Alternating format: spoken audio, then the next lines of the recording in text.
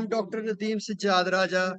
I'm General Secretary of Association of Pakistani Physicians of Northern Europe, and I'm consultant microbiologist working in South End Hospital. So over to Dr. Khan. Good afternoon once again, everyone. For who's joined later, my name is Dr. Kansan Nabil and I'll be moderating today's session. Just before I hand over to our today's speaker, just a quick housekeeping rules. People who are attending, please keep their mics on mute to avoid the background noise. If there are any technical difficulties, if there's any questions or comments, please put on the chat or raise your hands and the technical team will be able to support you. We'll move to today's topic, which is do's and don'ts of NHS social interaction. I think it's a topic that's well aimed at the junior doctors, doctors new to NHS, benefit from this. I'll give some introduction about our esteemed speaker for today, Mr. Khizr Mansoor, who will be delivering this topic. He's got an impressive array of qualifications and expertise, which he will bring knowledge to you to share with you everyone. Mr. Khizr Mansoor is a pediatric and neonatal surgeon based in Norwich. He's graduate of Rawalpindi Medical University and did his initial surgical training in Pakistan at Children's Hospital, PIMS Islamabad.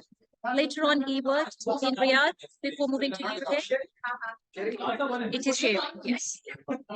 So he worked in Riyadh before moving to UK. He also worked at Sheffield General Children's Hospital, Great North Children's Hospital, Newcastle, before finally settling down at Jenny Lind Children's Hospital, Norwich. He has keen interest in neonatal surgery, minimally invasive surgery, and pediatric urology. He's very keen on academics and training, guideline development, medical ethics, communication, and medical legal issues. He's also a trust appraiser and a member of the validation committee. He specifically prepared today's talk for newcomers to NHS. Before further ado, I'll hand it over to Mr. Khizr Mansoor. Very nice. Just give us 2 minutes, guys. I think Mr. Khizr Mansoor is taking a group picture, so just I'll hand it over to him.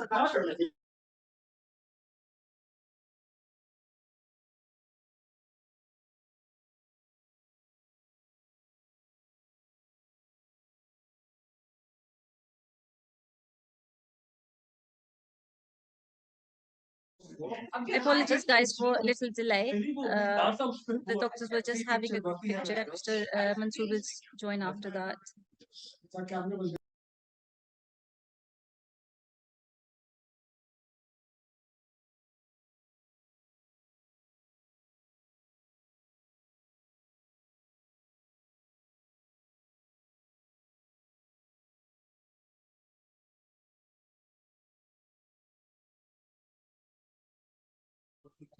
I've read a comment about background noise. I do apologize, guys, because it's also collected here for networking dinner. Let me know if you're able to hear us now.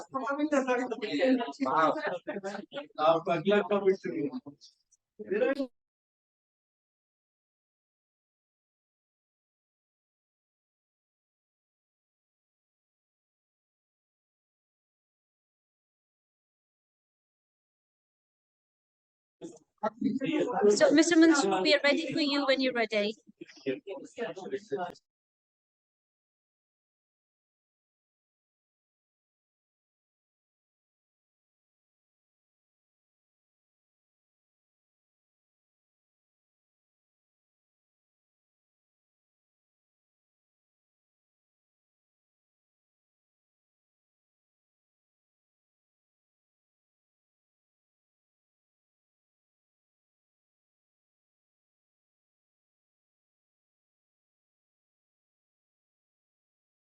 Hello. Perfect. Yeah. I'll hand it over to you. That's right. So you want to present him or? Oh, fantastic. All right. Okay. Now presentation mode again. Slideshow. Play. Is it still there? Yeah, it's there. Yeah, finally. For you. Okay. Hello. Hi there. Hi, everyone. Can you hear me? Can someone confirm that they're able to hear me online? Participants, if someone can put in the chat. Yes, they can hear you. They can hear you. I can be heard? Okay. Okay. Thank you very much for our organization for inviting me. It's an opportunity to share with you, especially the newcomers, because we have a huge number of post-PLAB people looking for jobs and stuff who are coming in to discuss how to live in NHS, how to survive, how to go about things. So the title of the talk is Do's and Don'ts of NHS Social Interactions. And this is exclusively a talk for newcomers to the system. So obviously all my colleagues and seniors here, they can probably go on their mobiles or something. But for people who are new, I think this is going to be quite a useful talk. I'm one of the pediatric and neonatal surgeons in a very different part of the country where Dr. Raja used to work many years ago, called Norwich. So I've just driven and that took a lot of time, so sorry for the delay. So the disclaimer, I have no sponsorship or any financial incentives received for this presentation.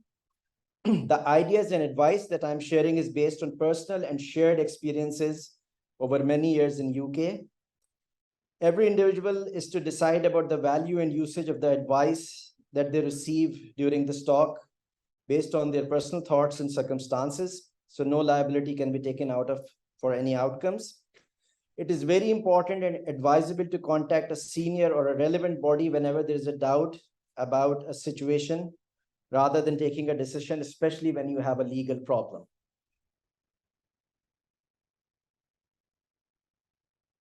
So before leaving the country, things you should do. You should have adequate funds to meet expenses and cover any unforeseen costs. Remember that UK is very, very expensive. So you should not come, and I have seen people coming over with hardly any money in their pocket, and then they get into trouble quite quickly and quite early on. So this is important. Most of the medications you might need will be through a prescription. So it's not like Pakistan that you can go and buy anything over the counter. So bring some basic medications with you, and especially if you're on any prescription medication. Make sure you bring your international driving license and possibly with a no claim certificate, because that really helps. Because again, it's not easy to get a license locally very quickly. For people coming at a relatively junior stage, it is very important that you bring any portfolio evidence and make sure you get your logbook, etc., signed off before you fly. It's not easy to come and go. So if you're leaving the country, you should authorize a family member for any legal matters which may arise. You should inform your insurance company if you have a life insurance or anything. It's advisable, if possible, to open a foreign currency account, because most of us will do transactions back home for family and parents before you leave. Accommodations are quite a big problem. So if you have a job offer and you're joining, contact the accommodation department, ask them to see if you can get a room before you sort of come over. And last but not least, and the most important, make sure that you're leaving with prayers and blessings of your parents. Upon arrival to UK, things you can do quite quickly. Once you get your paperwork, open a bank account, because that's where your salary comes. Register with a GP, because it can take some time. Most difficult part is finding a suitable accommodation. So start sorting for suitable accommodation. Remember, people coming with families, that school admissions are postcode based. So if you want your children to go to a particular school, you should have a house in that particular area and postcode. It is very useful to check the hospital notice board for rental properties, because there are lots of doctors who have houses and who don't want to give it to property dealers. They'll put it on the hospital notice board. So it is a good place to look for accommodation. Try to get initially your first house as a furnished accommodation, because you should not burden yourself with buying very expensive stuff right at arrival. Apply for school admissions for your kids, even if they're not here, because again, there's a waiting list for that. Very important, being a surgeon, I think probably applies to physicians as well. Never live too far from the hospital, because that's a disaster if you're away from the hospital, because you will be called at really odd times, especially in winters.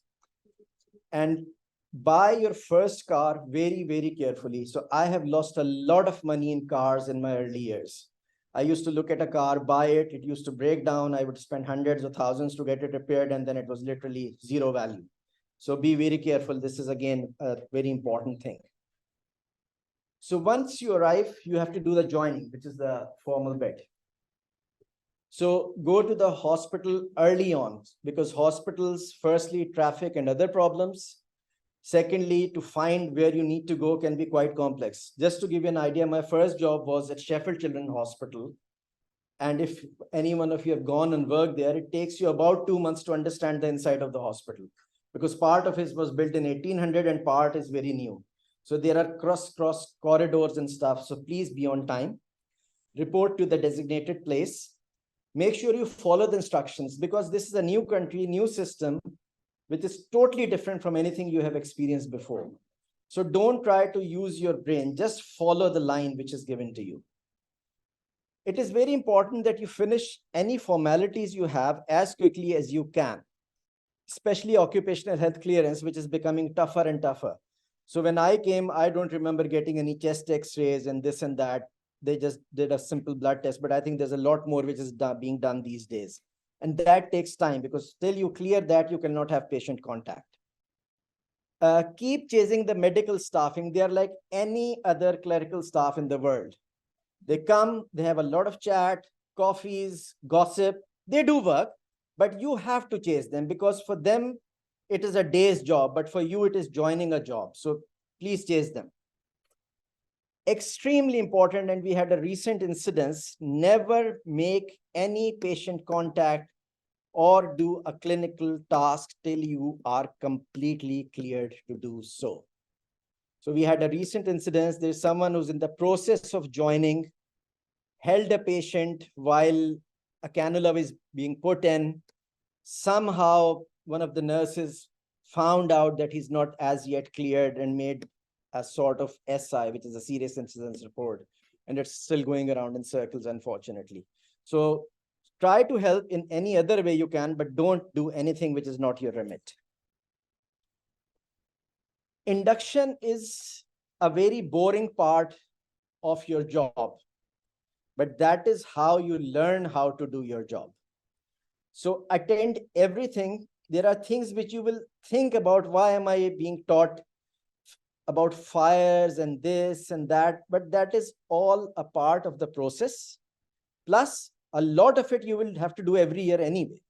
So don't shun anything, or don't say that, oh, I won't go to this session or something. Attend everything, because you don't know which thing is important, which is not. Collect your badge, bleep. There's another thing before you start working, which is called as mandatory training, which is online, sitting on a computer. Again, it takes you through the different computer systems you work with. So make sure you try and finish it, and finish it carefully as quickly as you can.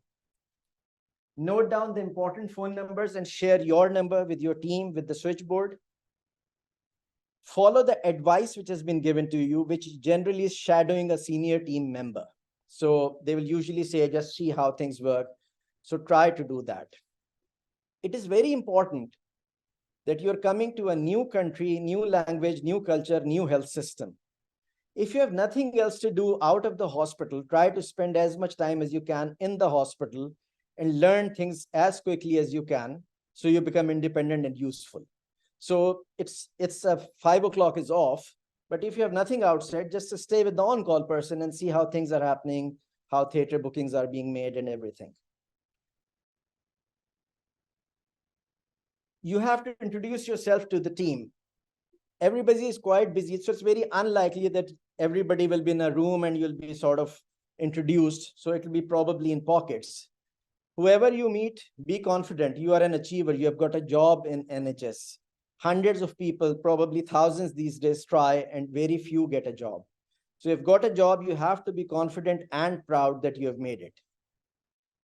Talk less and listen more, which is obviously, unfortunately, something we carry as a problem culturally, that we talk too much. But in your early days, please try to get rid of that habit. Listen. Inform about your professional journey, your med school, your training you have done, the experiences you may have, but don't give out unnecessary personal detail unless you're asked for it. You may have obviously financial problems. You may have borrowed money to pay for your ticket. To be honest, nobody's bothered about that. So please don't do that, try to gain sympathies and talk about bad and good. Just leave it. It is important that you should ask one of the team members. You will usually find out who that is. Mostly someone will volunteer and they'll give you your their number to contact them if you get stuck at any point. So it's useful to have that sort of rapport. This thing will come in my talk few times. Never discuss other team members with anyone. And I've seen this. Someone joined and then he started asking, how does that consultant think about colored people? How is that? What are his habits? It's not your problem. You're not in a relationship with anyone here. So learn to be professional. Don't talk behind anybody's back. It can have very serious consequences. Now I'll talk bits about communication, which is sort of the theme of this. So in the ward, before you go and see the patient, you should know your patient. It's not good that you're seeing a patient and then you go back and check the labs and then you come back and then you go back and check the radiology. So before you go, make sure you know everything about the patient. It would have been handed over to you. What does the file notes, recent notes say, lab results, etc. before seeing the patient. Greet the patient and introduce yourself properly. Because I work with children, it is very important that if you're seeing a child, there will always be some adult. Don't assume that this adult is the one who's responsible or has the parental responsibility. Sometimes it could be that mom has gone somewhere and it's the grandmother sitting or mother-in-law sitting, sorry to say, and you start discussing things and that lady comes and say, why you discuss this about my child with my mother-in-law. So make sure who the person is and what sort of responsibility they have. Never see a patient alone, especially in your early days. You should either have a nurse with you, or if you're senior enough, either SHO or FY, or if you're junior, you need to get some nurse. And this can lead to trouble. And there's a very long thing in the Good Medical Practice Guide, which you all must read before joining on the GMC website. So make sure that you don't do that. Document everything correctly. Date, time, who's the on-call consultant, because that's where the buck stops, and you must mention that, your name and GMC number. Most trusts will give you a little stamp with your name and GMC number on it. All the clinical details, whatever you have seen, whatever you have done, remember, you may have done excellently, but if it is not documented, it is not done. As simple as that. Depending on your level where you are, don't give out a management plan if you're not authorized to do so. And don't discuss lab results or radiology which you don't understand. So there may be a test result which is out of range, probably does not have any significance, but you will tell the patient, oh, this result is abnormal, and the patient will get worried because at the end, they don't know what level you are at. So please make sure that you don't do anything which you don't understand. It is extremely important, never comment about a colleague. So patients will say stuff that your colleague was rude to me last evening. You were not there. You don't know the whole story. And again, you are no one to discuss that. So please never comment a colleague or a management plan. Patients will be unhappy. They will have issues, personal level, management level, but don't do that. The other places where you work is a clinic. So again, in a clinic setting, make sure that you have checked the referral letter, old letters in the file or on the system, discharge slips, operation notes, any labs, anything before you call the patient in. You don't want to call the patient in, make the patient sit, and then start scrolling through and trying to find out why the patient is here. So again, before the patient comes in, you should know everything what is going on. Usually, most of us will go out in a waiting area and call for the patient. So call clearly, loudly, but not impolitely. So make sure that they hear it, but be sensible. Greet them and bring them into the clinic. Most clinics, I work at a teaching hospital, I almost invariably will have 1 or 2 medical students with me all the time. So before you bring the patient in, tell them that you have a medical student with you. Are they happy? 99% of the people will say, yes, we are, and that's it. If 1% of the people say that I don't want a medical student in there, you just ask the medical student to kindly leave because that's patient's wish. So, and you have to respect that. Introduce yourself. It is very important, which is another habit which takes time to develop. Never sit before the patient sits.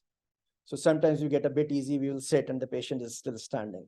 So again, that's not good manners. Start with a general greeting. Don't just jump on disease and all that. Some pleasantries is good enough. One very important thing which is getting stronger and stronger and stronger with time is the chaperone policy. So if you are seeing a patient, especially if you're doing an intimate examination, it is very important that you have a chaperone with you. It could be a HCA, which is a healthcare assistant, or another doctor. Remember that in most trusts, medical students cannot chaperone. So if you have 2 medical students in there and you say, I had another health professional, they are not. And its simple logic is they are not under any governing body or they are not employed by the trust. So a medical student cannot chaperone. So that's very important. Never use your mobile phone for taking a picture, even if it is a local lesion. Many people have been caught out on this. They said, well, it's not showing any identity. It's a small squamous cell carcinoma or whatever. No. If you want a picture, either there has to be a designated camera within the area, or you send them to the medical photography. And this is a problem which keeps coming back to us again and again, because as surgeons, we take lots of pictures. So please never do that. Never perform an intimate examination against the will. And this applies, interestingly, to children as well. So sometime a child, 4 years old, will just refuse it. And the moms are sort of pushing it. No, you have to do it. And I would say, no, stop. If you haven't talked to the child and if he's not comfortable, I'm not going to do it. And the adults obviously self-understood. But if it was mandatory and you have not done it, clearly document that you have not done it because the patient was not willing to get it done.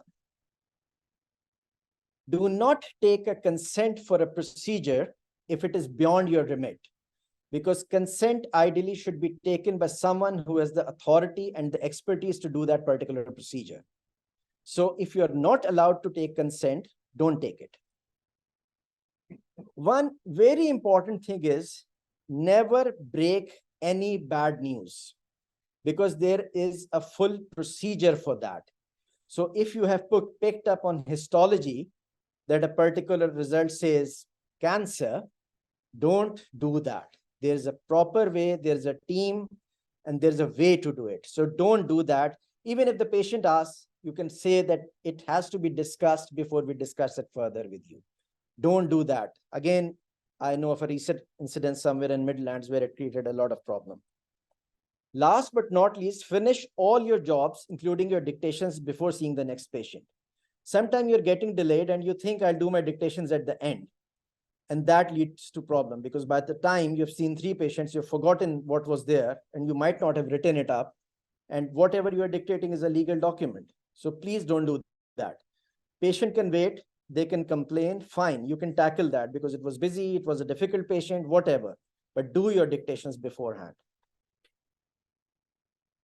You will see patients which are very, very hostile or which get aggressive during a clinical examination, or they came being sort of put off by anything or everything. So it's very important, listen and let them talk. Let the steam come out. Don't interrupt, don't comment, don't say anything. Just let them do whatever they're saying. Once they are done, they will stop usually. Before starting to talk or explain or anything, it is a good practice, which I always teach wherever I teach communication. Clearly ask them that are they happy to communicate with you regarding whatever they have said, or they want someone senior or the consultant to come and have a chat. And believe me, if you develop this habit, it will save you from a lot of trouble. Because many a times they will say, we don't want to talk to you. Can you call a consultant? And that's it. You are saved. So it's not your job to correct everything. So be careful with that. If you are explaining the facts, explain clearly. never say anything personal or inflammatory. Again, because I said this is from lots of experiences, one of our friends said to the patient, to the mom who actually was, "You look really depressed to me or very stressed," which she actually was. And she just blasted out because she actually was. So don't make judgments. You're not a psychiatrist until unless you are one. Please don't do that. Okay? So don't make judgments, assessments.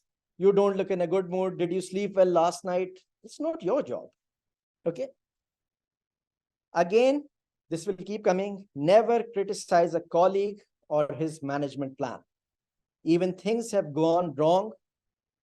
There's a complaint situation in the background or whatever is happening. Don't say that, oh, that doctor, oh, he has had previous complaints as well or whatever. Never do that. That's very important because remember, you will also have complaints. So it is important not to do that ever. Never raise your voice. If you think you are losing it, you move to the next point, which is if you think you are going to lose it, you are not going to have control, or if you think that the patient is going to a point which is not right and things can get nasty, just politely leave the place. Simply say, "Sorry, I cannot continue this conversation," and leave. You should have enough sense to understand that things are getting out of control. And there have been incidences where people have gone physical. Nothing compared to Pakistan, but even here people have gone physical. So don't reach that sort of a point. Again, importantly, if you have had anything like this which has happened, inform your senior colleague and document everything clearly, especially anybody who has witnessed it. Because when it will be investigated, you won't remember who was there. So if it's a nurse, HCA, make sure you write their name that this person was there. You will have hostile seniors or colleagues. And that is again human nature. You have good people, you have bad people, you have people with nice mood, you have people with bad mood. So again, listen patiently to whatever they are saying. They are upset about something, it's fine. Explain your position gently and clearly. Again, don't make assumptions. Don't raise your voice because the other person is already stressed out. So if you both get stressed out, it's going to be a problem. If you think it is something which is going on and which is not settling down, ask for something what is called as a resolution meeting. So what you can ask is your service director or one of the consultants or one of the senior registrar, whoever, to arrange a meeting over a cup of coffee where both of you will sit. That person will act as a moderator. So you won't talk directly to each other. That person is going to let everyone speak and try and resolve. And believe me, 90% of the misunderstandings, fights can be resolved by this way. If it is getting to a point that you want to escalate it or you want to sort of take it further forward, you can inform your service director in writing. But remember, anything which goes in writing or escalates officially will escalate to any level. So you have to try and hopefully resolve things without going to that level. If you are having a problem with someone, don't discuss it with other people. Because firstly, they are not going to change anything. You will create an image that you are someone who backbites, and you don't know that person is on your side or other person's side, or that person will go and raise it to a manager or something. So don't do that, please. It won't change anything. But it is very, very important that do not tolerate any unacceptable behavior out of the fear of losing your job. You are a registered medical professional. You have worked hard to reach this point, and you are not there to take any sort of racism, bullying, personal comments, personal remarks, or anything like that. Remember, things can be escalated. They can be escalated to your service director, divisional director, medical director, BMA, and other organizations. But again, remember, anything and everything you're escalating will go through a proper procedure and will come back to you. So if you are not sure about your position, be careful in escalating the way you escalate. Another thing, which is again everywhere in the world, is accepting gifts or developing non-patient relationship with the patients. Every trust will have a gift policy, which will say that this is the sort of amount of gift which you can accept without the trust knowing. And we all fill a form at the end of the year where we say if we have received any gift. So if you've done that, please mention it over there. Don't hide. So if you've accepted a gift, which was even a small, obviously small chocolates and all that don't count, but anything which you think is significant and you've accepted, you must tell the trust. Try not to develop personal relationship with patients outside of the hospital. There are things you can do, which, like, let's say, if someone is a motor mechanic and you go to his workshop with your car and you have a bit of chit chat, it's fine, but try not to develop something out of the ordinary. It is very important. Patients will ask, will send you sometime requests, and don't add patients to your social media.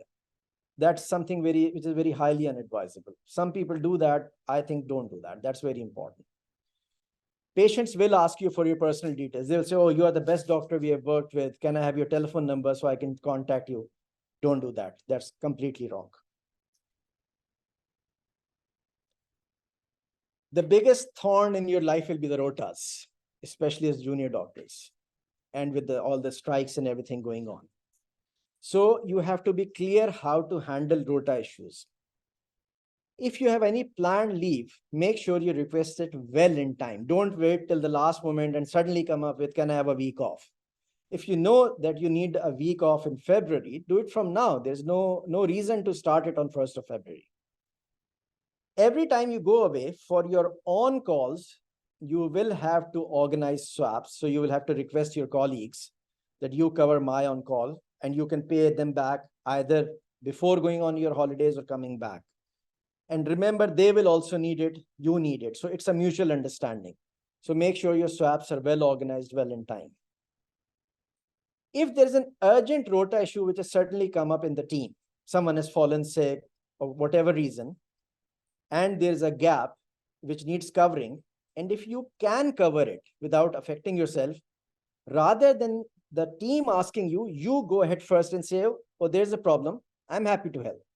That creates a very good impression.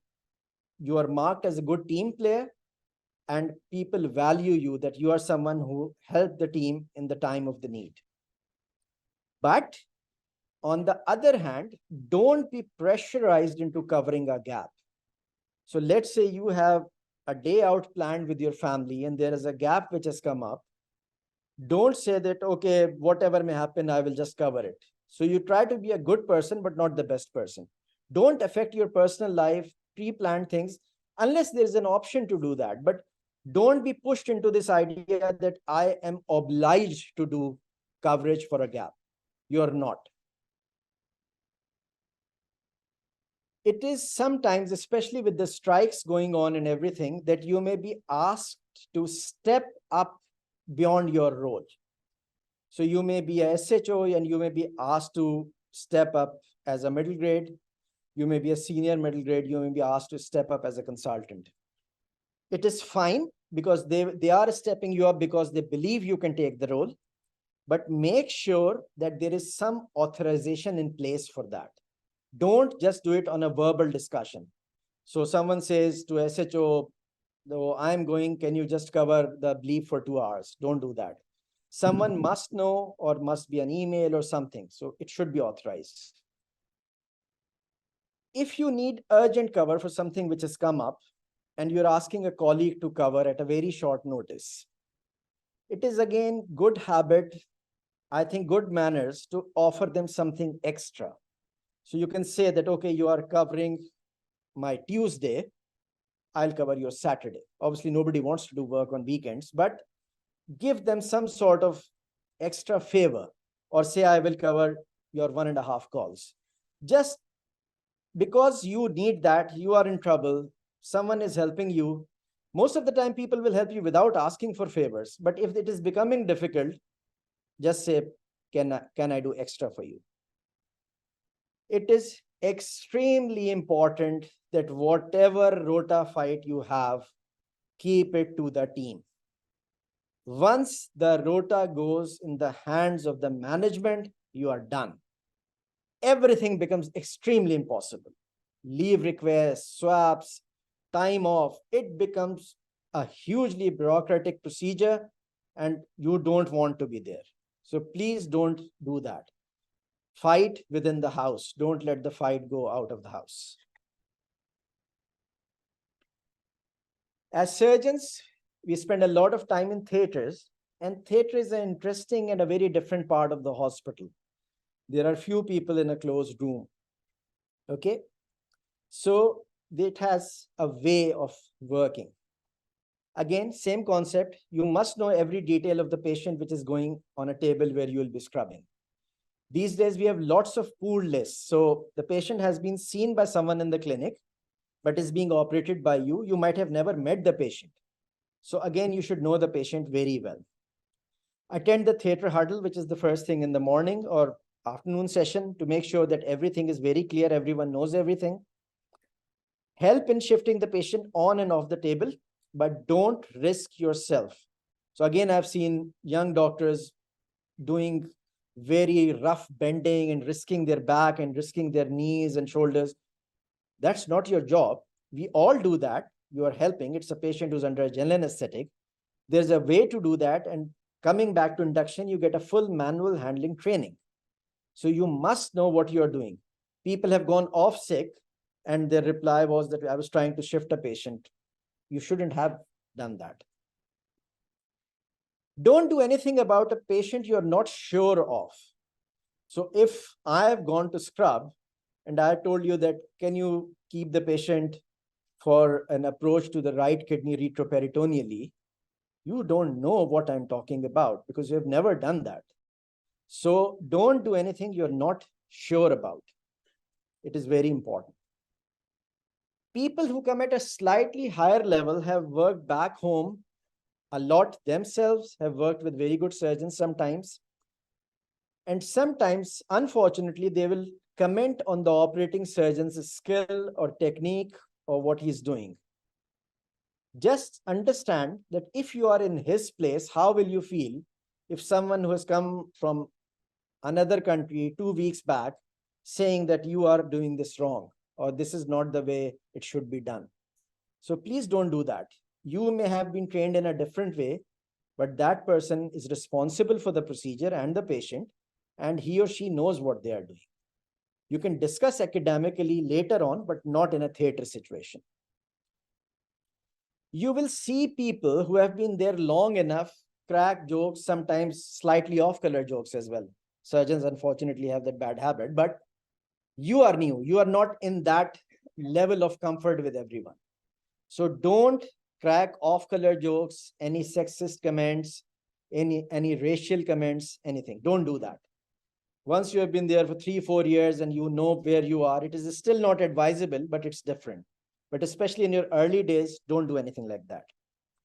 If you think there is something which is useful for the patient and you want to discuss that or tell the surgeon, or you have an idea, firstly, do it in a subtle way and take permission for it. So always say, can I make a suggestion? The surgeon may say, yes, please do. Or he may say, no, it's fine.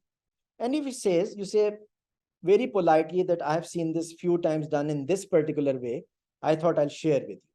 Again, it's their choice whether they want to take it or not take it. Don't use equipment you're not familiar with.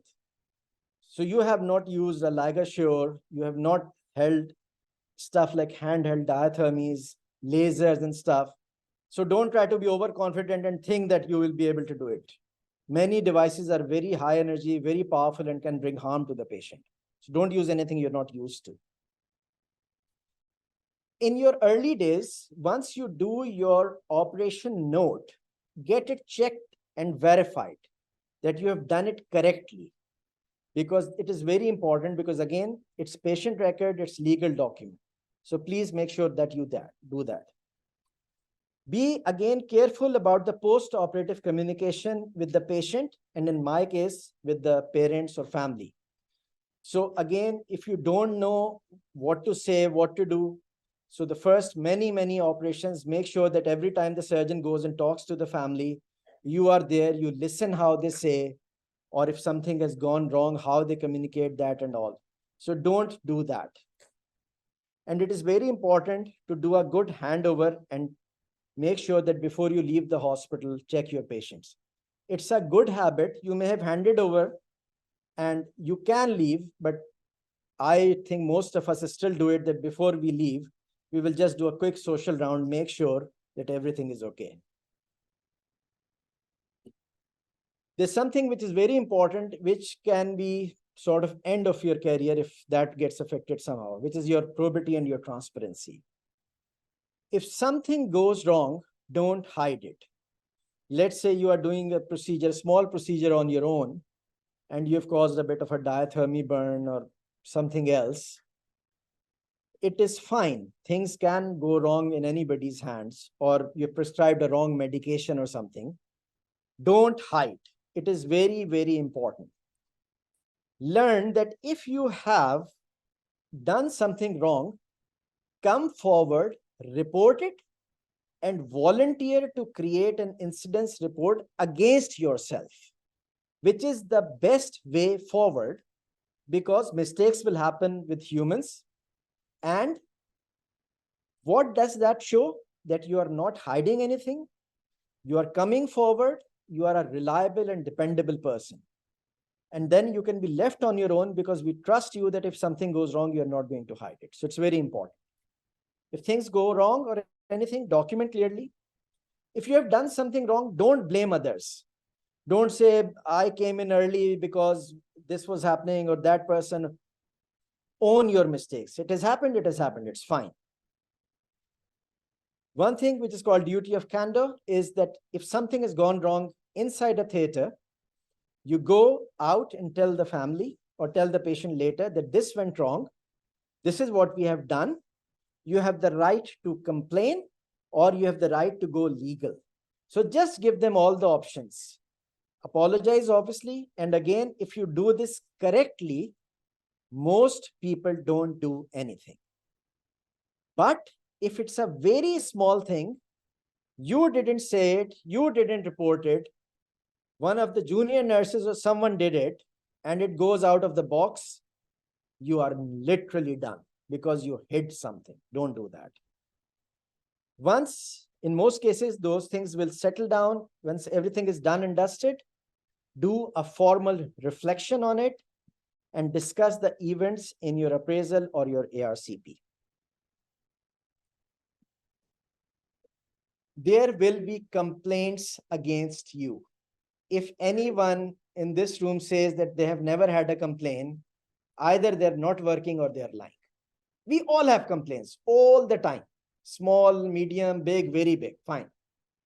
First thing, especially as a newcomer, when you get that email or someone contacts you, don't panic. It is part of the deal that there will be complaints. Complaints at a junior level will never ever come to you directly. They will come to one of your consultants or your educational lead or your service director, who is going to write to you to explain. When that happens, do that. So talk to them. Don't respond to the complaint or the department directly. Don't assume anything, because this may be a complaint from something which happened 3 months ago. So make sure you ask for the notes and you carefully go through them, look at all the facts, dates, time, everything, and then formulate the reply.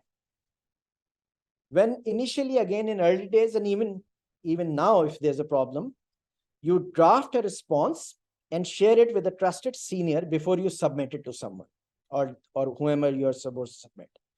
Go through it 1 time, 2 times, 3 times, because once it's submitted, it's an arrow which has left the bow. It can't be recalled. Remember, most patient complaints, most of them are useless, but they are there. Always start your reply by saying, I want to offer my unconditional apology. Your grade is not affected. Your salary is not affected. Nobody is bothered. There is no ego. But when this complaint is read by, they say, oh, fair enough. This is starting with apology, and the sort of steam settles down straight away. If you start an argument or something wrong or something hard, it will create problems. So just say, I want to start my response by offering my unconditional apology to the family, to the patient, or whatever. If there is a risk of escalation, if it is something big, make sure you inform your defense union. So for all the junior people who come here, you have to understand that we are all covered as NHS employees by something now called the King's Indemnity. Previously, it was obviously Queen's. So the trust protects you against medical legal issues and problems. But if things are getting to a point that the trust thinks that they can, or they will be in more trouble by protecting you, you can sometimes be left on your own. So it is a good idea to have your personal professional indemnity, even if you're working only in NHS. Don't do any private practice. It is few pounds a month. People try to save that money. It's like any other insurance. You regret it when you need it. So please do that. So I again keep telling many people don't do that. And I remember an Indian colleague from 3 years ago, he didn't take it. It unfortunately went to a situation that he has been sort of removed from GMC and he couldn't pursue his case. He has left. Again, if there's a problem going on in the background, don't discuss with everyone in the team. Don't tell your SHO, your nurses that this is happening, this is happening. Firstly, it doesn't do anything. It doesn't help in any way. And you never know who's doing what, how will they perceive it, how will they take it, what will happen. So again, don't do that. Don't try blaming others. There's a problem. You deal with your part of the thing. It can be a complaint against the team. So just discuss your role, what was your role in that problem. Don't discuss that there has been an error and this happened and that happened. Okay. Again, at the end, once it is finished, do a formal disclosure and do a reflection. You will have colleagues who will somehow never like you. So it's been weeks and months, and you have developed a bit of a frictional relationship with them. Remember, it is multifactorial. They may have their own personal issues. We all have to accept this. This is very open in the media and press and everywhere, that there is a very, very clear edge of racism which exists. That racism could be based on your nationality, your color, your religion, or anything. But it is there, it's a fact.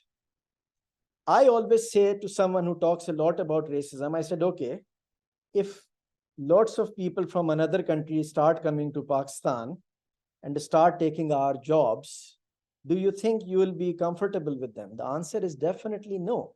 So just understand that although you are qualified for this job, but someone may feel, or they probably don't like you, whatever the reason, but it's fine. You have to work. So just work. Shun away every negativity, at least from your side. Don't take it negatively. It is a problem. With all due respect to the ladies, we all have problems with our wives. Wives have problems with us. Life still goes on. It's okay. You have to do it. Be professional. Don't do anything unprofessional. Don't do anything like going against that person behind the back, looking for that person's mistakes, looking for an opportunity to harm that person.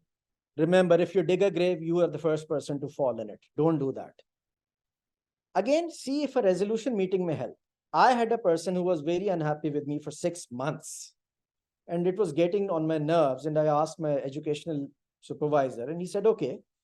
So we went, sat in a room for an hour, and that was the end of it. There was some perception in that guy's head which were wrong about me. We cleared it, and that's it. It was done. So again, see if a resolution meeting helps. Sometimes what people do is that they start going away from that person. Don't put me in his clinic. I won't do a list with it. Don't run away from the problem. If there's a bull, you have to tackle it by the horns. You can't run away. Some fine day you will have to work with that person. So don't do this. Go to your rota manager and say, can you change all my on-calls? I don't want to do an on-call with it. Don't do that. It's very counterproductive. As I said, don't backbite. Don't look for opportunities to harm anyone. Be good personally and professionally to a point that that person thinks and changes his behavior with you. And believe me, I can personally testify to you with at least 2-3 people in my career that one fine day they came to me and literally said, sorry, what we were doing was not right. So if you are good, you do your job well, you are not doing anything negative, it will work out. Emails are the primary source of communication in NHS. Once you have clicked the send button, it's gone and is permanent. Okay. So it is very important that you should be clear to whom it's going. Sometime you receive a chain email or something, and you want only to reply to one person and you end up replying to all and vice versa. That's important. For extremely important emails like complaints, any legal issue, any patient discussion or anything, I still do it. I don't write in my reply. I write in a Word document, read through it multiple times or discuss it, and then copy and paste and then send. And I have once sent an email half cooked and it was a bit of a plower. So if you're writing it, you can accidentally press send and it goes. So for an email which may have consequences, make sure that you write it and then copy and paste. Organize your email box very well because you get lots of email, create folders, what is important, what is not, it is understood. If there's a complaint, I keep coming back to it because there will be complaints, create a separate folder and keep all the evidence in one place. Because you don't want to look for an email 2 weeks, 2 months back and scroll up and down. Anything which is coming to you in that relationship and whatever is going in one folder. So when you have to look at it, you just go there and look at it. Dressing and appearance.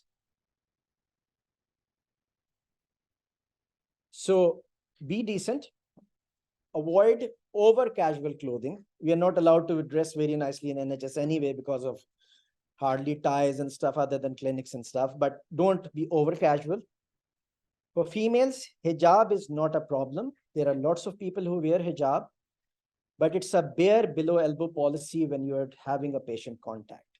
So if you're very rigid about it, it will cause problems. You have to understand when you're wearing scrubs or something, you can wear an undershirt or something, but you will still have to pull your sleeves over your elbow when you see or touch a patient. So this has to be understood and this can be compromised upon. So don't create fuss about it. Be very clear on this. Remain clean, remain fresh. Don't appear knackered or tired or something if you can change that. Remember, if anyone comments on your appearance, hijab, beard, anything, it's not acceptable and it can be escalated. So if someone comments that negatively, make sure you report it and don't take it. Religious and political discussions. Indulge in religious discussions only if it's appropriate or there's a reason to do it that. Otherwise, religion is a personal matter. Remember that. Don't be critical about other people's religions and practices. There are vegetarians, vegans, that's fine. They don't eat meat. You love beef, it's fine. It's okay. They're not asking you to be a vegan. You don't ask them to start eating a steak. Okay? Muslims, unfortunately, somehow by some people will be deliberately dragged into topics like jihad and polygamy. Those are the 2 favorite topics. Don't get there. Okay? You are there to work, avoid it, just go away. Don't discuss, don't explain what is the logic of polygamy, what is the concept of jihad. Don't talk about that, please. People have got in trouble. These days, Palestine is a hot topic. We all support it. We are here today for the same reason, but discuss it from a humanitarian point of view. Children are dying and all those things. Don't give it an extremely anti-Semitic sort of view, because again, that is going to be a problem. So be rational in your talk. Politics is a popular topic. It's a favorite pastime of the British people. Again, unless you really want to indulge in it, don't talk about it. Stay neutral. Don't make any inflammatory comments to Labour against Tories and Tories against Labour, because it's like everywhere else, people will get emotional. And importantly, never criticize the royal family, because that officially is a crime. Very few people know about it. When they come to this country, you can't criticize the royal family. So don't do that. One very important thing and a problem with which lots of people have gone into trouble, and this slide is the reason this seminar was organized, is getting in trouble with female colleagues or how to behave with female colleagues. Fortunately or unfortunately, when we fly over, we believe it's a very open society. All the females are literally waiting for me to just reach UK and be friends with me. There is no such thing like that. Nobody is waiting for you. Okay. And there are very strict norms here. Female may be very open in herself, but she has a circle of boundary around her and you are not allowed in there. So don't assume that if she is being very friendly with one of your colleagues, cracking adult jokes, that you can also do that.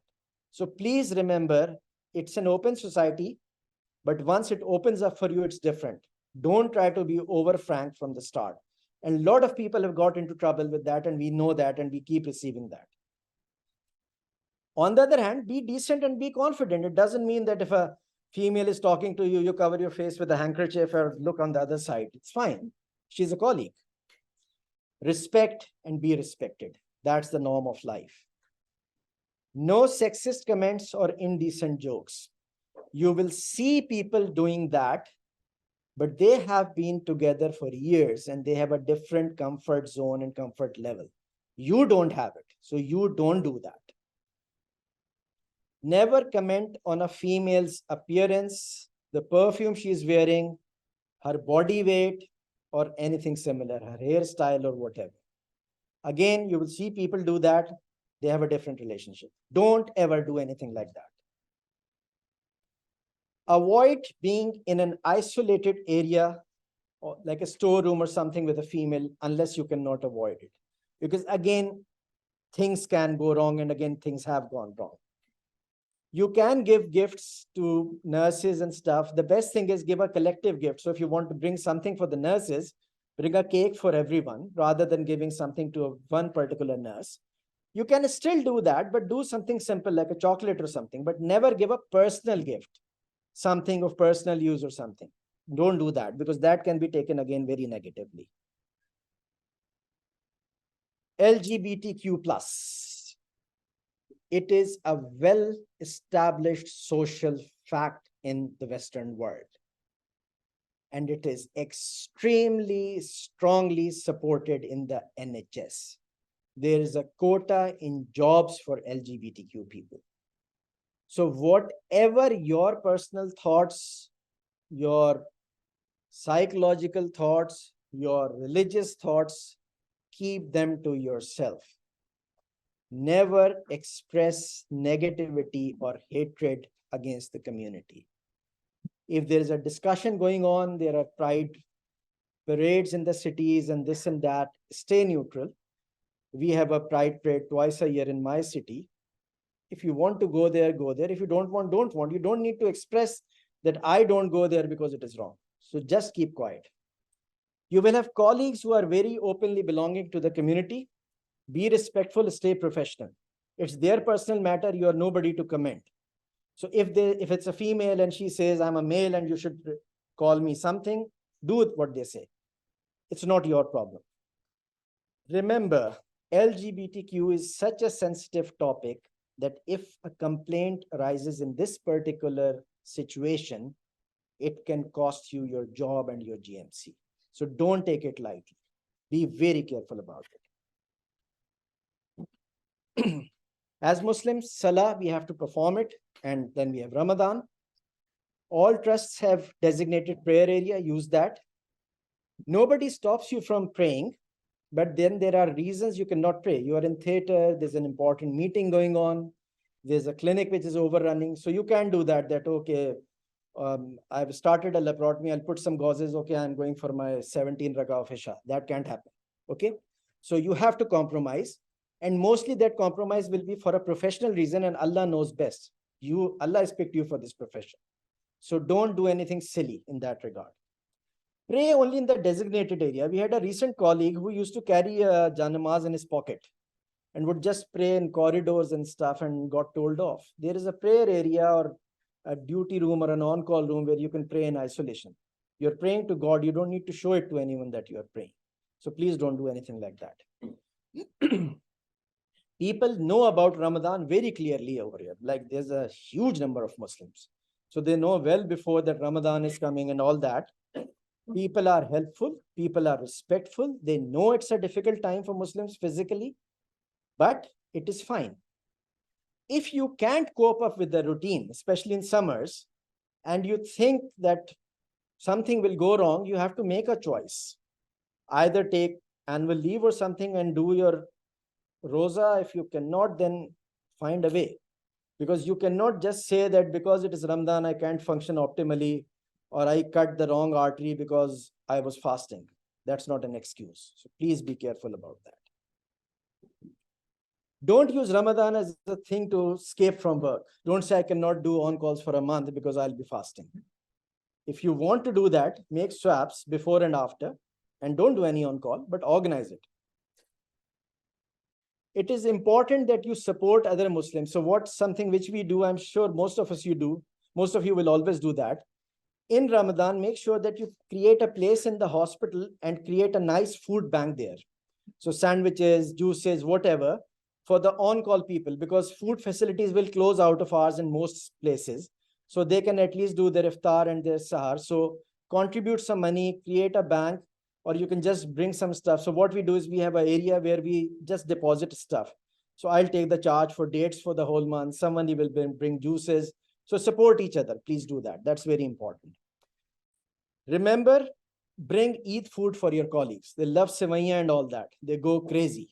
So don't celebrate Eid alone. Make everyone a part of it.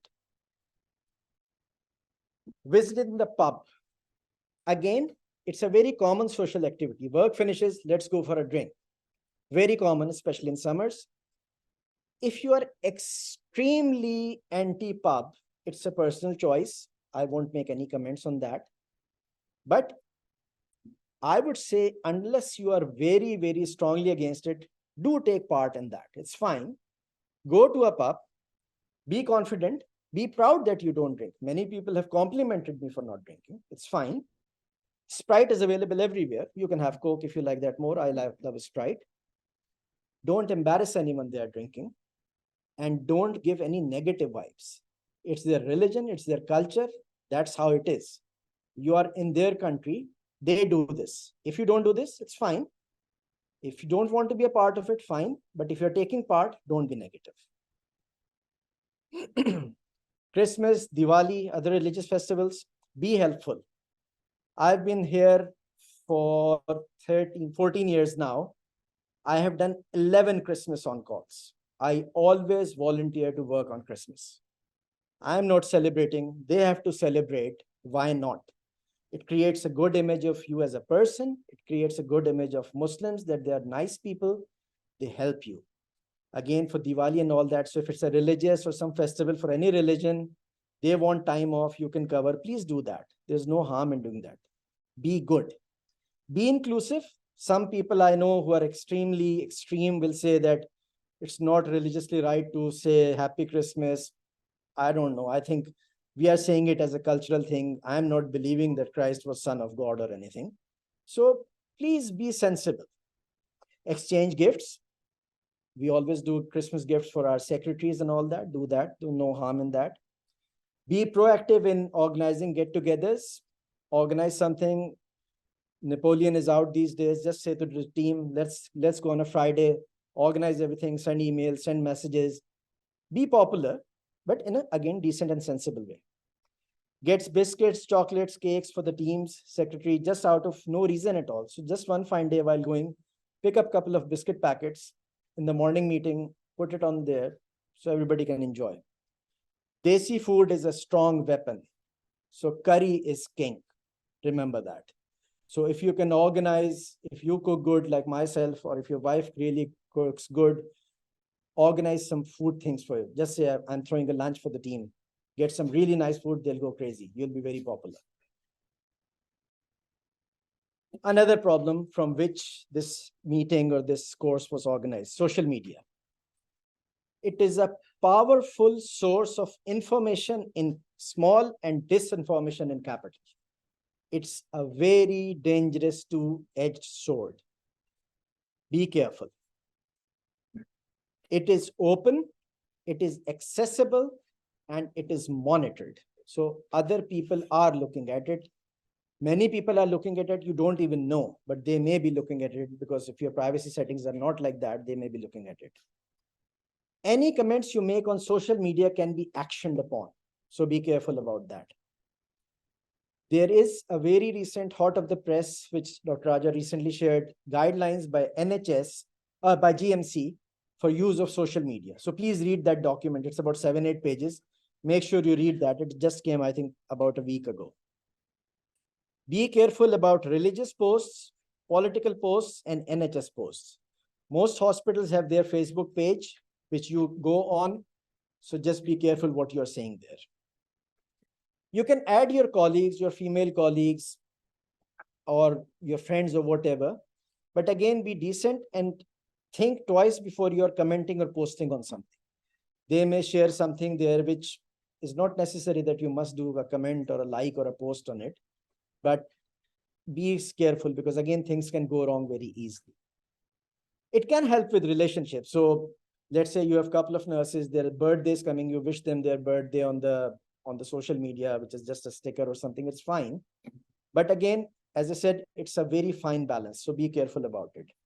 And make sure you check the latest GMC guidelines on this. In summary, be confident, be professional, and be friendly. Stay focused on your goals. So when you come here as a junior, you have a plan, you probably have a pathway to follow. Sometimes you're coming here for a short period of time to acquire some special skills. Let's say you want to learn advanced endoscopy. So stay focused, do max of it, because your plan is to do it and go back. So don't waste time, do whatever is supposed to be done. Look for opportunities to gain extra qualifications. So whenever you have time to do a course, attend a conference, anything, make sure you build your portfolio. Maintain a good CPD profile because that is what is going to take you forward. Become a good team player. When you leave the place, people should miss you. And if you ever have to come back, they should say, can you please come back? They ask you to come back. So don't leave any place with bad relationship. Be sociable and outgoing, but maintain dignity and decorum. Don't get exploited, which is unfortunately the case. Many of us, when we are new, do that.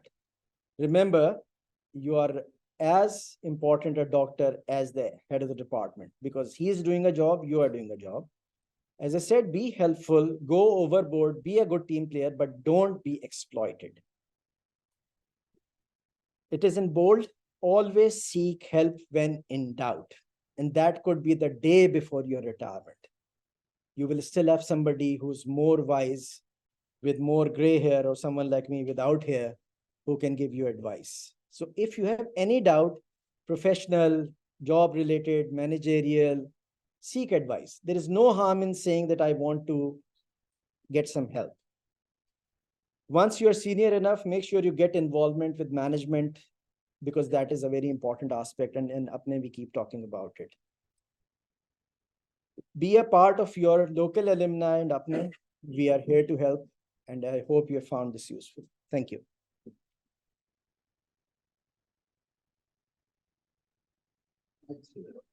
Thank you very much. I think we'll allow a few minutes if anyone has any questions from Zoom or in person. So there was one question from Dr. Ayman. Can I ask how we can participate as a practice as a safe doctor in NHS? Any tips? I think that was the summary of all your session, asking tips on how to practice as a safe doctor. There are no other questions in the chat, but if anyone here has any questions, welcome to ask that. Yes, please. So I have a question. When you have a complaint, so you provide your unconditional apology. Yeah. But in the recent GMC, there was a case. If the case goes to the court, then an apology is considered as an act of admittance that you have created and you have done something wrong. So what do you say about that? Okay, so that's a very, very important and a very valid point. So if you look at, I don't know whether you saw my slide or not, I've said that if you have any doubt that this can go legal, Be careful in your reply. That's a totally different draft. I'm talking about complaints which are very simple, like I was not happy with the way the doctor talked, or I had to wait 10 minutes extra because the doctor was late. So small things, different. Something where a patient has come to a harm, something which you think can escalate, it's a different reply. And that's where I said that don't reply straight away. Draft it, discuss it, go through it multiple times, especially if it's a bigger complaint, ask your trust legal team, and only then submit it. So that's a very valid and important point. So it's a balance. I just want to add on that point. I think it is the phraseology that you use. Yeah. So, for example, say that I'm sorry that you were not happy with the service, or you're disappointed with the service, something like that, to mitigate the because anything can go legal. Yeah. And without actually admitting the guilt, you can still see, and I'm sorry that you felt this way. So because the most important thing is that the empathy that they want to show, recognition, reflection, and empathy that you want to transport. And that is basically giving a listening ear. And I can tell you, half of the complaint will just go away from there, because that opening is very, very important when you respond to. So that means you are listening without admitting, and then asking them, would you like to come and speak to us or this, and how would you like it to be resolved? I think there are 2, 3 passages that if you just read, I think you might find in the GMC good practice as well, and that will dissolve the venom out of the complaint. And one thing which is very important, again, because obviously this is geared for people who are new to the system, you are never responding to the complaint to PALS or anyone. You're always writing to your SD or your education supervisor. So they will usually never forward your reply to anyone. When they will draft their reply, they will draft it for you and they will say that the person has said this or whatever. So in early days, early years, it's very, very unlikely that someone will say that please reply to the complaint directly. You will always be talking, and that will remain confidential. They will usually never ever share it with PALS or with anyone. So even if the legal team has to look at it, they will come to them, sit, look at it, and then act on it. So what the gist is that don't try to worsen the situation which is already worse. So that is how you sort of balance it out. But I agree that if it is something really serious, then in that case, 90% of the time when you are drafting your reply, someone actually will be sitting with you. They won't leave you in the open waters and say, can you explain this to me? You will usually I will sit with that person. We will look into the notes, and then practically we'll say, okay, start writing like this. We'll draft it properly. Very unlikely. So if you are same thing, this big point, when in doubt, seek help. So if you're not sure what to write, sit with someone and then write. That's the simplest answer.